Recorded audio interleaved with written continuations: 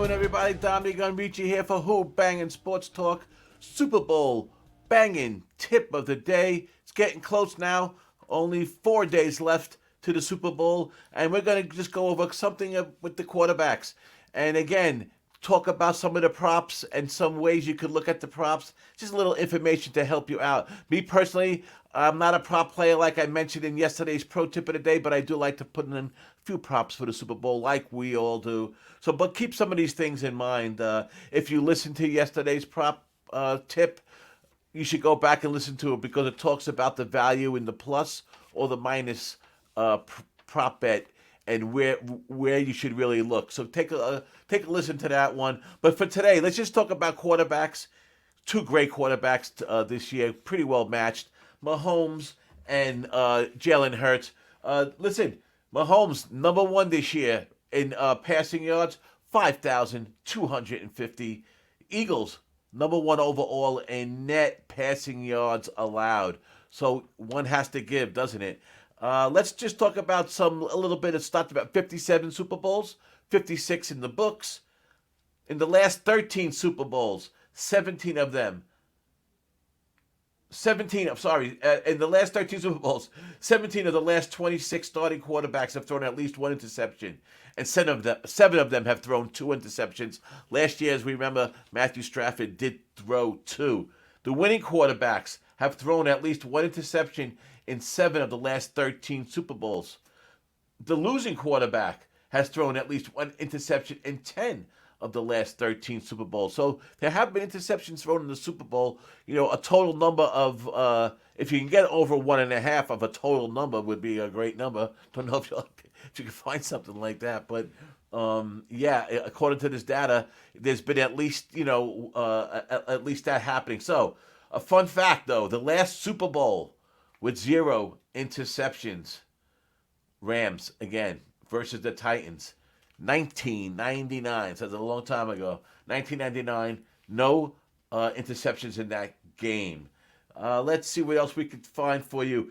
The correlation in between during the year of interceptions, like in the regular season, 80% of the quarterbacks who had an interception rate of 1.5% of lower in the regular season threw a pick will obviously throw a pick in the Super Bowl. Jalen Hurts is 1.3% in that season. So, of course, as most of you know me, I was going to screw up at least one of these stats. But basically, what we're saying is that a quarterback in the regular season who has a 1.5% or lower interception rate, 80% of them will throw an interception in the Super Bowl.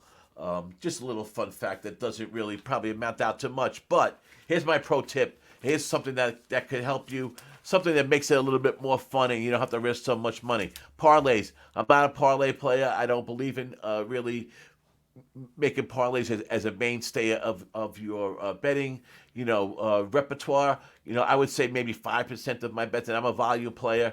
5% of my bets maybe is a parlay, and out of that, 95% of those are 2-teamers. Very rarely is there a 3-teamer. But when I do a 3-teamer, it's in something like this in a Super Bowl. And then let me explain. What I do is and I've been doing this for a while and have luckily cashed in the Super Bowl that 3 out of 4 times that I've done this. I take parlays and I hook them into the team that I like in the Super Bowl. So far now I have 3 working. And I've done them all with college basketball, only because I've been on a little bit of a roll with college basketball. So, and I've taken some, nothing big, no big, big odds or anything like that. What I done was find some teams that were -1, -2, or a money line in that 110, 115 range, and hooked them up with the team I like in the Super Bowl, which is, I'm not telling you yet, but.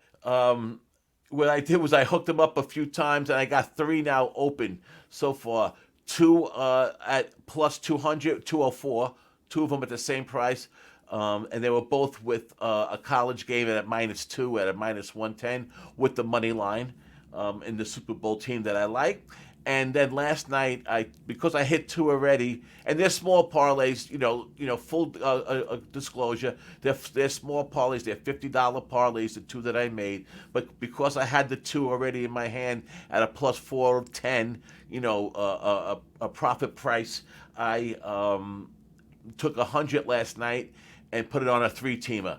And one of it was Kansas, who had minus. I took the money line minus 200, which I'll never bet a minus 200, no matter how you tell me that if you risk, you're only you're risking only your same unit and you'll win a half a unit, all that, however you want to look at it.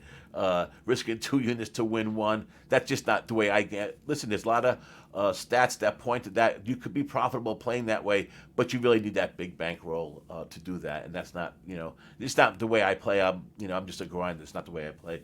But what you can do is hook those teams up into. So last night I got lucky. I had Kansas minus 200, and I had North Colorado at minus 110. Only I had the minus 1 only because I couldn't find the money line in the book that I was using last night. So that's what I did. I have 3 open plays now with a team. I have a plus 410 and 2 plus 204s working on one team. Now I'm going to try to do that 2 more times, and I can have a nice big money line number on one team and with the perfect hedge on the other side. And that's my plan for the Super Bowl, because these teams are so close.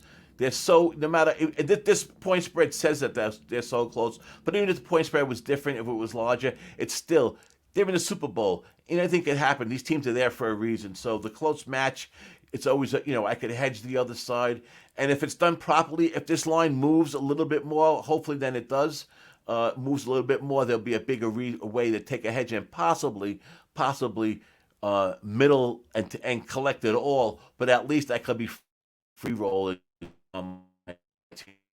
That's my tip of the day. It's a little bit off, it's a little bit crazy. It's a little bit off, what the norm that you would hear. But if you think about it, it's a good way to invest a little bit of money and, have some extra money going on the Super Bowl. Like we talked about yesterday, we all love to have a little bit extra money in the Super Bowl. So until tomorrow, we'll have another banging tip of the day.